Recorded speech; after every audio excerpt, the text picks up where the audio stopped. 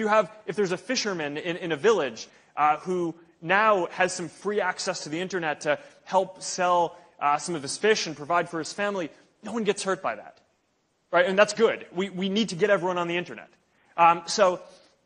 The good news here is that around the world, all the regulations that are put in place are basically honoring this principle, right? So good net neutrality provisions, kind of blocking things that operators might do that kind of hurt people, but also prioritizing things like zero rating that are necessary for making sure that we can connect everyone to the internet. So the US regulations that I mentioned earlier, very clear on this.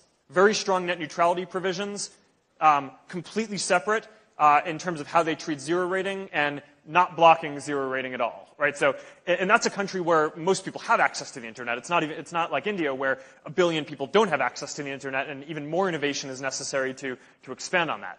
I think it's just this week, the EU just released rules on net neutrality and zero rating, where again, they put in place some net neutrality rules, very clear that zero rating and things that provide some free access to the internet are kind of clear to go and are going to be regulated separately and are not prohibited by any of the net neutrality regulations. So that's my view on this. Internet.org and Facebook 100% support net neutrality. We lobby for it across the world. We build an open platform with no filtering. You guys should count on us to be supportive of that. But at the same time, I think we should all make sure that we also continue to push for access, because that is extremely important.